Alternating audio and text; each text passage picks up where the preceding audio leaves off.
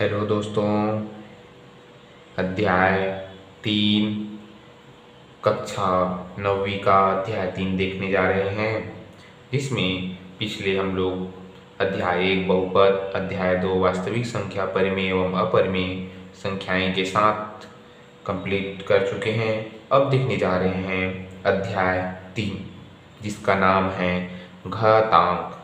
जो घातांक का उपयोग हम पूरे 9वीं 10वीं 11वीं 12वीं कॉलेज लाइफ में भी घातांक का उपयोग किया जाता है, जिसमें घातांक का जो छोटी छोटी सूत्र है उसको अपने को ध्यान में रख कर हम घातांक के सवाल को हल करते हैं। तो सबसे महत्वपूर्ण चीज़ है कि जो घातांक है उसका सूत्र हमको याद रहना चाहिए। यदि हम घातांक का सूत्र याद रखेंगे तभी हमारा जो सवाल है वह बनेगा।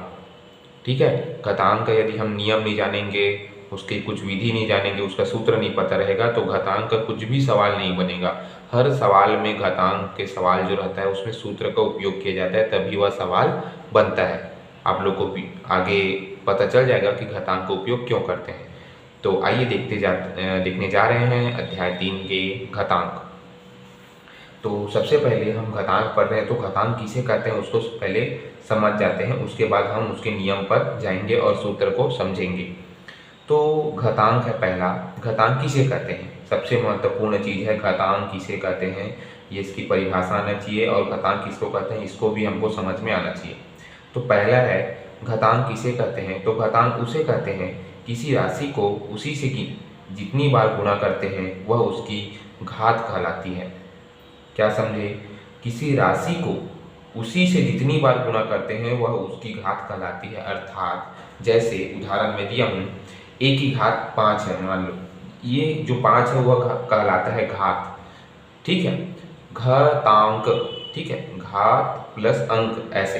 तो घात किसको बोलते हैं, ये अपना घात कहलाता है। जो 5 है ऐसे है ना, कुछ भी, जैसे ये a की घात है अपना ऐसे 5, तो वह जो ये 5 रहता है वह कहलाता है घात। ठीक है, समझ आ गया, इसको हम क्या कहते हैं, घात। तो किसी राशि को उसकी से जितनी बार गुणा करते हैं वह उसकी घात कहलाती है। तो ये जो 5 है ना, जैसे उसके ऊपर में है a है ये, ठीक है, इसके ऊपर में क्या है, घात में 5 है, तो यही जो है 5 है वह घात कहलाती है। मतलब सवाल क्या बोल रहा है कि यदि a की घात 5 दिया है तो a को 5 बार यदि हम गुणा करेंगे, ठीक है, a को हम 5 बार गुणा करेंगे वही उसकी घातांक कहलाती है। समझ में आ गया, जिसमें a को आधार कहते हैं। a को क्या कहते हैं, आधार। तो a की घात 5 ऐसे दिया है तो a को 5 बार गुणा करेंगे। ठीक है, जैसे यहाँ पास a की घात 5 दिया है, मतलब a को 5 बार गुणा करना है, जैसे 1 2 3 4 5। समझ में आया है ना। एक मान लीजिए a की घात अपने को 3 दिया है, a की घात 3, ये अपना 3 क्या है, घात है। तो a की घात 3 दिया है, मतलब इसको घात बोलते हैं हम लोग। ठीक है, जो ऊपर में दिया रहता है, तो a की घात 3 दिया मतलब a की घात 3 दिया मतलब a को 3 बार गुना करना। ये जैसे यहाँ पर a की घात 5 दिया तो a को 5 बार गुना करना, वैसी, और उसको हम घात बोलते हैं। तो a को आधार कहते हैं और 5 को a की 5वें घात का घातांक कहा जाता है। इस प्रकार जो घातांक है वह हमको समझ में आना चाहिए कि घात और घातांक क्या है। तो किसी राशि को उससे जितनी बार गुना करते हैं वह उसकी घात कहलाती है। ठीक है, जैसे यहाँ पर देखिए 5 को जितनी बार गुना करेंगे वह उसकी घात कहलाएगी, है ना। ऊपर में जैसे यहाँ 3 है तो 3 बार गुना कर रहे हैं a को, तो ऐसी जो a है वह आधार कहलाते हैं। लेकिन जो 5 है वो a के 5वें घात का घातांक कहा जाता है। ऐसे इस प्रकार से जो सवाल है उसको हम घातांक कहते हैं। ठीक है, आप लोग भी वीडियो के माध्यम से परिभाषा को समझना तो आपको समझ में आ जाएगा घात और घातांक क्या है। ठीक है, आइए चलते हैं दूसरा क्रम की ओर। तो घातांक के नियम। अब तो घातांक किसे कहते हुए समझ में आ गया, घात प्लस अंक। ठीक है, मतलब जो घात है ना, किसी आधार का उसकी घात है, उसका अंक मतलब कितने बार गुना करना, वही घातांक कहलाता है। जैसे ये a को आधार कहते हैं और जो ये 5 है वह घात कहलाता है। तो इसी को हम क्या कहते हैं, घातांक कहते हैं, जितनी बार गुना करेंगे उसको। तो आइए दोस्तों घातांक के नियम को समझते हैं, जिसमें बहुत ही नियम है और सूत्र हैं। ठीक है, तो नियम को ध्यान से पूर्वक समझना, ताकि भविष्य में चाहे हम आगे घातांक के जो सवाल बनाएंगे उसमें नियम का ही उपयोग होता है, तभी घातांक का जो सवाल है वह बनता है, अन्यथा नहीं बनता है। तो आइए देखते हैं घातांक के नियम का पहला नियम है समान आधार वाली संख्याओं का गुणा करने पर उसी आधार पर घातांकों का योग हो जाता है। मतलब क्या समझे, जैसे कि देखिए समान आधार है, ये a है और यहाँ पर भी a है, दोनों क्या है, आधार है, दोनों समान है। तो उसकी जो यदि संख्याओं का गुणा करना है हमको, ये दोनों को क्या करना है, जो आधार है उसका गुणा करना है, तो उसके आधार पर घातांक होता है। जैसे ये घातांक है, अभी बताया आप लोग को, ये 5 क्या है, घातांक। तो वैसे ही m और n क्या है, घातांक है। वैसे ये दोनों क्या है, आधार पहले सेम है, ठीक है। और m और n क्या है ना, एक घातांक है। तो घातांकों का योग हो जाता है। मतलब जब हम दोनों को गुणा करेंगे तो हमको लंबी गुणा ना करके शॉर्टकट नियम में एक सूत्र अपनाना है। a को एक बार लिख देंगे जो आधार रहेगा उसको, और दोनों का घातांक का योग कर देंगे, जैसे m प्लस n। ठीक, समझ में आ गया। यही हमको घातांक का पहला नियम बताता है कि दोनों समान आधार है, उसकी गुणा करने पर उसी आधार पर घातांक का योग है ना, घातांक का योग। तो आइए दोस्तों, तो आधार है ना, समान आधार, तो ये दोनों जो क्या है, ये समान आधार है, तो उसके गुणा करने पर उसी आधार के जो घातांक होता है उसका दोनों का योग होता है। जैसे a की घात m प्लस n ऐसे दिया है। मान लीजिए यहीं पर मैं एक उदाहरण सवाल बनाता हूँ, ध्यान देना, ठीक है। जैसे 5 की घात 2 है गुणा 5 की घात 1 है, ठीक है, ध्यान से समझना। 5 की घात 2 है गुणा है ये 5 की घात 1 है, बराबर क्या होगा, दोनों क्या है, 5 है आधार, तो इसको 1 तो लिख देना, 5 को केवल 1 है ना। और 2 है और यहाँ पर भी 1 है, उसको क्या कर देना, 2 प्लस 1। तो क्या हो जाएगा, 2 प्लस 1 मतलब 5 की घात 3 है ना, 2 और 1 जुड़ेगा 3। तो 5 को हम 3 बार गुना करेंगे तो हमको आंसर क्या है, प्राप्त हो जाएगा। तो 5 पंचे 25, 25 पंचे 125, ये हमारा क्या है, आंसर है। ऐसे सवाल को क्या कर सकते हैं, हम हल करते हैं, ठीक है, ध्यान देना थोड़ा, है ना। 5 की घात 2 गुणा 5 की घात 1, जिसमें 5 को एक बार लिखा हूँ, 2 प्लस 1 किया हूँ, 5 की घात 3 हो गया, ठीक है। तो 5 की घात 3 मतलब 5 को 3 बार गुना करना, तो 5 पंचे 25, 25 पंचे 125, तो ये अपना जो आंसर है वह आ गया, ठीक है। इस प्रकार से पहला नियम हो गया। अब आइए दूसरा नियम की ओर चलते हैं। समान आधार वाली संख्याओं का भाग करने पर उसी आधार पर घातांकों का अंतर होता है। बस थोड़ा सा परिवर्तन हुआ है, विलोम हुआ है, थोड़ा ध्यान देना। समान आधार वाली संख्या का गुणा करने पर हम क्या करते थे, यदि गुणा करना है तो उसमें क्या करते थे, योग करते थे, जोड़ते थे, ठीक है।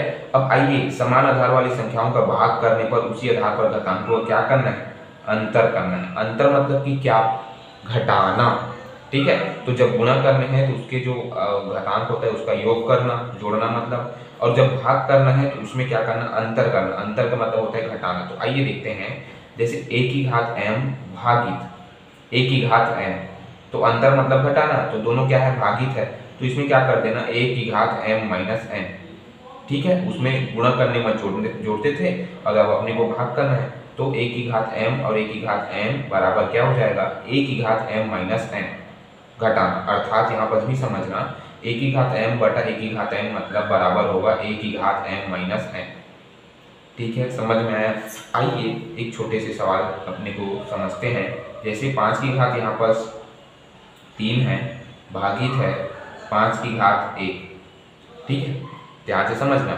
5 की घात 3 भागित 5 की घात 1, तो 5 को केवल एक ही बार लिखेंगे और 3 माइनस 1 कर देंगे, ठीक है। भाग कर रहे हैं इसलिए घटाना, गुणा करते तो जोड़ते, तो 5 की घात 3 माइनस 1 कर देते, तो 3 में 2 को घटा 1 को घटा दो, क्या आ जाएगा, 5 की घात 2, तो 5 को 2 बार गुना कर दो, तो 5 दूनी 25, ठीक है, समझ में आ गया। इस प्रकार से सवाल को क्या कर सकते हैं, हम हल कर सकते हैं। इसलिए हमारे पास जो 2 नियम है वह कंप्लीट हो गया, ठीक है। जैसे गुणा करने पर समान आधार का गुणा करना है तो उसमें योग करेंगे, ठीक है, घातांक का।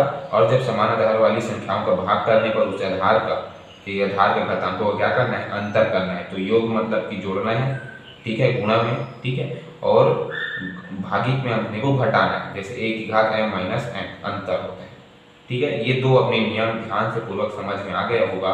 आइए क्रम की ओर आगे बढ़ते हैं, जिसमें तीसरा नियम है अपना, ध्यान से समझना। यदि घातांक की घात हो तो दोनों में गुणा होता है, ठीक है, घातांक की घात हो तो दोनों में गुणा होता है। तो कैसे गुणा होता है, ध्यान से समझना। आइए दोस्तों देखते हैं, यदि घातांक की घात हो तो दोनों का में गुणा होता है।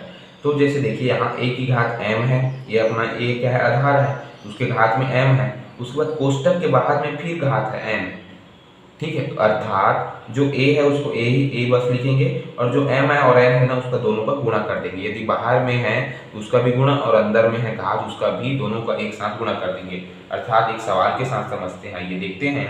जैसे 5 की घात अपने पास 2 है, 5 की घात क्या है, 2 है, और बाहर में क्या है, मान लीजिए 3 है, ठीक है। 5 की घात 2 है और उसके घात में फिर 3 है, ठीक है। मतलब तो 5 तो 5 ही लिखेंगे, लेकिन 2 और 3 है यहाँ पर, तो उसको जोड़ेंगे नहीं, उसको क्या कर देंगे हम, यदि कोष्टक के बाहर में भी है तो दोनों को क्या कर देंगे, गुणा कर देंगे। तो 5 का घात कितना आ जाएगा, 3 दूनी 6, गुणा कर देंगे तो 5 की घात 6, तो 5 को 6 बार लिखेंगे और उसको गुणा करेंगे, ठीक है। तो हमको आंसर प्राप्त हो जाएगा। इस प्रकार से यही सवाल बोल रहा है कि घातांक का नियम का तीसरा नियम बोल रहा है, यदि घातांक की घात हो तो दोनों में गुणा होता है, ठीक है। यदि घातांक की घात हो तो दोनों में गुणा होता है, मतलब a की घात m, a उसके बाद पूरे की कोष्टक n बराबर a m गुणा n, ठीक है। ध्यान से समझना, m और n जैसे a की घात m दिए हैं अंदर में, ठीक है, लेकिन उसके बाहर में एक और गुणा दिया है n, तो दोनों को क्या करना है, हमको गुणा करना है। यहाँ पर m a की घात m गुणा a की घात n में क्या करते थे, जोड़ते थे, योग करते थे, उसके बाद जब भागित करते थे उसमें घटाते थे। उसके बाद फिर से यह बोल रहा है सवाल, यदि घातांक की घात में कुछ घात दिया हो और उसके बाहर में फिर से भी घात दिया हो, तो दोनों का क्या कर देना, गुणा कर देना, ठीक है। ये बोला है सवाल। जैसे यहाँ ध्यान से समझ लीजिए, सवाल भी बना दिया हूँ। 5 की घात 2, बाहर में 3 है, तो 5 तो 5, 2 और 3 को क्या कर देना, गुणा कर देना, 3 दूनी 6 हो जाएगा। तो 5 की घात 6 और 5 को 6 बार गुणा करेंगे तो हमको आंसर प्राप्त हो जाएगा, ठीक है।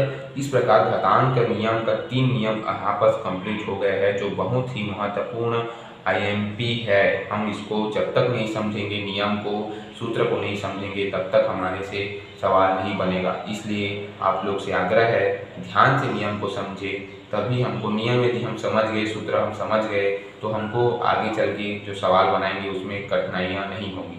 तो यदि हम कठिनाइयाँ बनाना चाहते हैं तो इस नियम को ना देखिए, ठीक है। इसलिए कठिनाइयाँ मत बनाइए।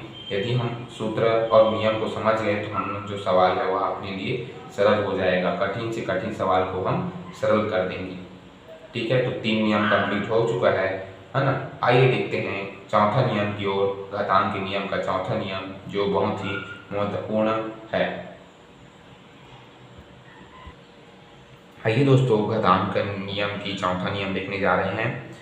तो 2 या 2 से अधिक संख्याओं के गुणनफल की घात सभी के अलग अलग घात के गुणनफल के बराबर होता है, ठीक है। ध्यान से समझना, सवाल क्या बोल रहा है, 2 या 2 से अधिक संख्याओं के गुणनफल की घात, ठीक है। जैसे यहाँ पर देखिए a और यहाँ गुणा b, तो 2 संख्या है, उसके गुणनफल कीजिए, दोनों क्या है, गुणा है, ठीक है, दोनों क्या है, गुणा में, इसकी घात क्या है, n है, ठीक है, इसकी घात में n है।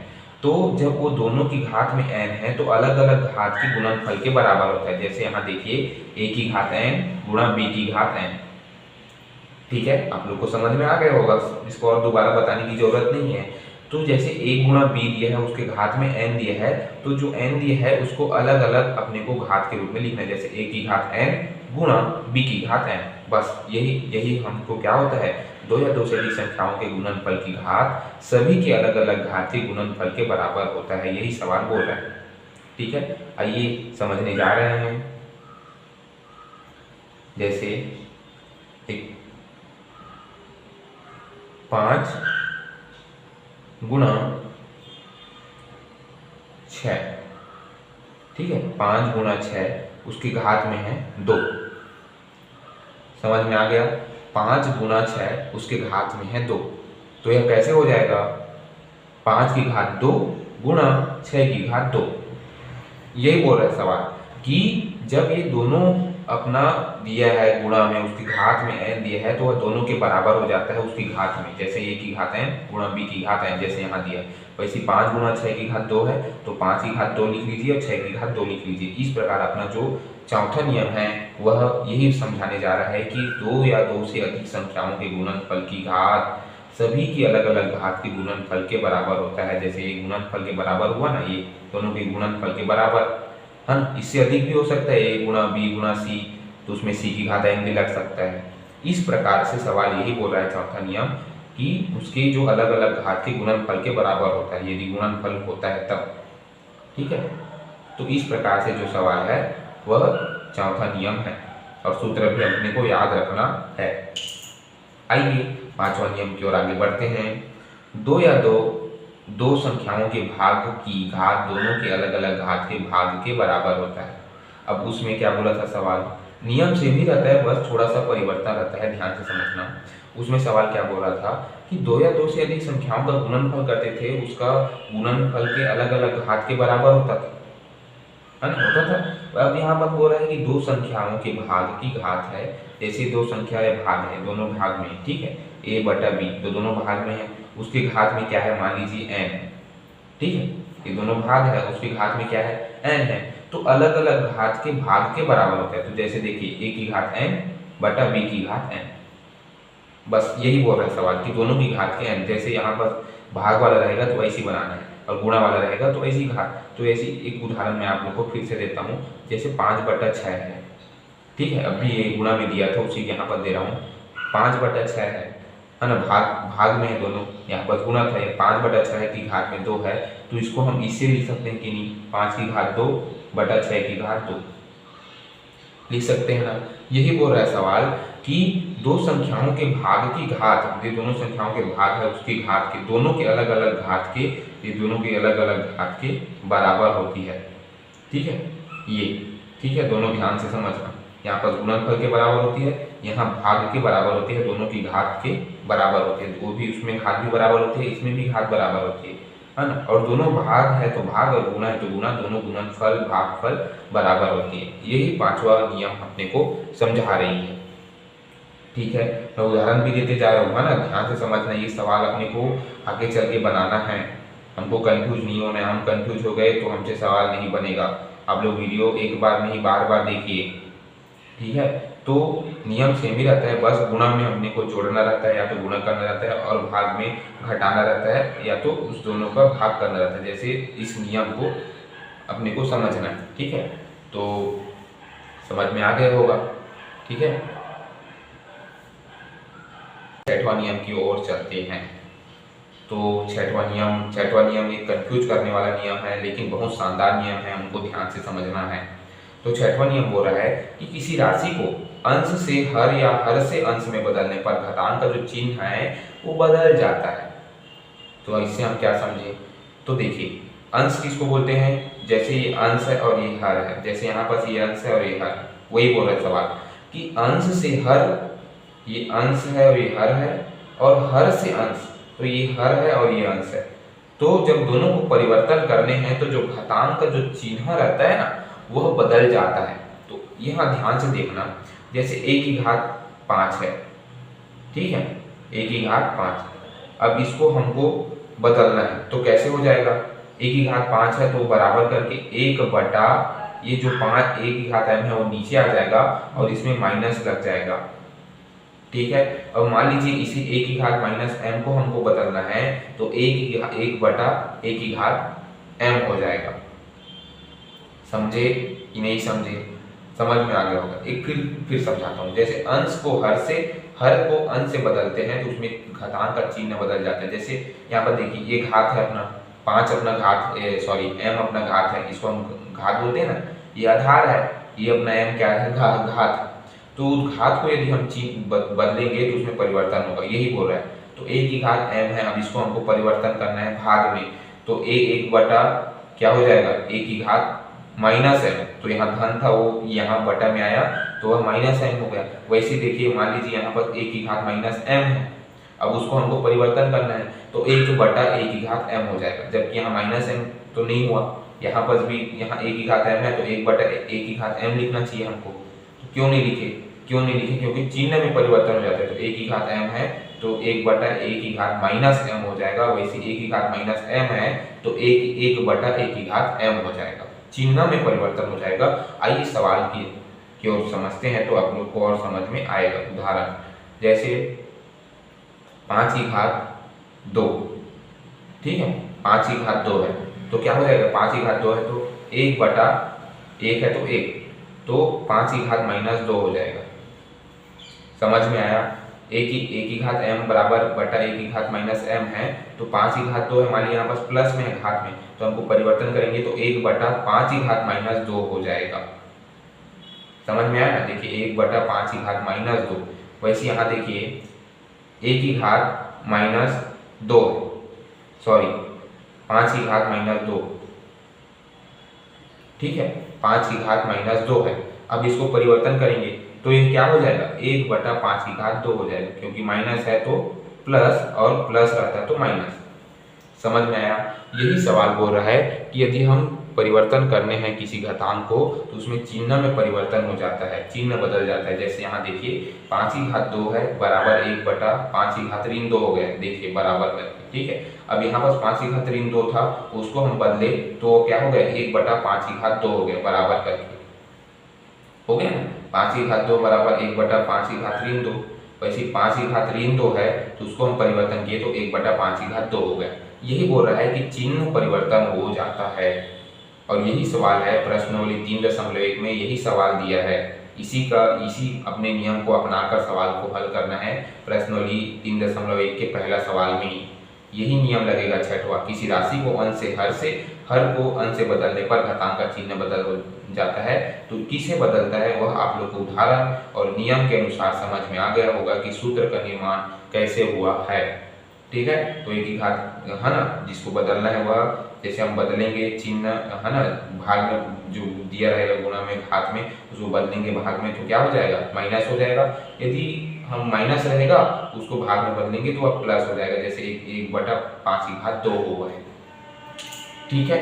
समझ में आया ना? ऐसे तो इस प्रकार से छठवां जो नियम है वह कंप्लीट होता हुआ, आइए सातवां नियम की ओर चलते हैं। घातांक का सातवां नियम और अंतिम नियम इस अध्याय के लिए, है ना। तो हमको जो 7-8 नियम है उसको हम समझेंगे तो अपना जो नियम है वह कंप्लीट हो जाएगा। और यदि हम आगे क्लास बढ़ते जाएंगे 10वीं में 12वीं में तो हमको अलग अलग और नियम पढ़ना पड़ेगा, लेकिन मुख्यतः अपने को अध्याय 3 के लिए सिर्फ 7 नियम अपने को ध्यान में रखना है, ठीक है। आइए सातवां नियम की ओर चलते हैं। यदि किसी भी संख्या की घात 0 हो तो उसका मान 1 होता है, ठीक है। तो क्या समझे, ये तो सरल है। जैसे कोई भी घात में यदि 0 है तो उसका मान 1 होता है। जैसे एग्जाम में पूछ दिया 5 की घात 0 बराबर क्वेश्चन मार्क, ठीक है, 5 की घात 0 तो बराबर क्वेश्चन मार्क, ठीक है। तो ऑप्शन दिया रहेगा 1, 2, 3 और 0, ठीक है, ये ऑप्शन दिया रहेगा, मान लीजिए, है ना। 5 की घात 0 दिया है अपने घात में, जैसे 5 है और उसके घात में दिया है 0 और बराबर दिया है क्वेश्चन मार्क, और सही विकल्प में दिया है ऑप्शन 1, 2, 3 और 0। तो बच्चे क्या करते हैं, कोई 0 लगा देते हैं, है ना, कोई 1 लगा देते हैं। तो अपने को एकदम एग्जैक्ट सही लगाना है, उसका आंसर रहेगा 1, ठीक है। उसका आंसर क्या रहेगा, 1, ना कि 0, ठीक है। तो यहाँ पर ध्यान से समझना, यदि किसी भी संख्या की घात 0 हो, जैसे यहाँ पर संख्या है उसकी घात में 0 है तो उसका मान 1 होता है। तो जैसे है ना, यहाँ पर देखिए, जैसे यहाँ पर मैं एक सवाल बनाया हूँ 5 की घात 0 बराबर क्वेश्चन मार्क, तो है ना, एग्जाम में जैसे आ गया कि उसकी घात में 0 दिया है किसी संख्या का, जैसे 5 की घात में 0 दिया है बराबर क्वेश्चन मार्क, तो इसका मान क्या होगा, ऐसे बोल रहे हैं, तो 1 होगा, 2 होगा, 3 होगा, 0 होगा। तो कई बच्चे क्या करते हैं, 0 लगाते हैं, तो हमको 0 नहीं लगाना है। ये सीधा नियम यह बोल रहा है कि यदि 0 दिया है उसकी घात में तो उसका मान क्या होता है, 1 होता है। तो यह जो 1 होता है वह अपने मान निकल गया है, ठीक है। तो ध्यान से समझना कि किसी भी संख्या की यदि घात में 0 दिया है उसका मान 1 होगा, यह अपने को ध्यान में रखना है। और यहाँ पर दे दिया गया है 1 आंसर सही, ठीक है, ना कि 0 नहीं आएगा, ना 3 नहीं आएगा, ना 2 नहीं आएगा, केवल 1 आएगा। किस नियम से, इस जो नियम दिया है सातवां नियम से, यदि किसी भी संख्या की घात 0 हो तो उसका मान 1 होगा। जैसे मैं बोल दिया कि 2 की घात 0, तो इसका मान भी 1 होगा। मान लीजिए x की घात 0 है, कोई संख्या है x, उसकी घात में 0, तो उसका मान क्या होगा, 1 होगा, ठीक है। ये से इस प्रकार से अपने को जिससे कहीं भी घात दिया है 0, उसके मान 1 होगा, ये अपने को ध्यान में रखना है, ना कि 0 होगा, ठीक है, जैसे यहाँ पर भी एक उदाहरण देकर आप लोग को समझाया हूँ तो समझ में आ गया होगा। इस प्रकार से अपने को 7-8 नियम हैं, उसको ध्यान में रखकर अपने को सवाल को आगे हल करना है। और यह जो नियम है, सूत्र है, अपने को ध्यान में रखना है। जब तक हम 7-8 जो नियम है उसको, सूत्र को याद नहीं रखेंगे, नियम को याद नहीं रखेंगे, तो जो हम प्रश्नावली की जो आगे सवाल है, प्रश्नावली 3.1, 3.2 हमसे हल नहीं होगा। तो इसलिए आप लोग से आग्रह है, अधिक से अधिक यह नियम को समझें और अधिक से अधिक समझने का प्रयास भी करें। ठीक है, तब हमारा जो घातांक है वह सरल होगा और बनाने में भी सरल होगी। बड़ी से बड़ी सवाल को हम इस नियम के माध्यम से सरल विधि से बना सकते हैं। तो यह नियम को समझने के लिए आप लोग के लिए ऑल द बेस्ट। अच्छा से समझे, सातों नियम बहुत ही महत्वपूर्ण है।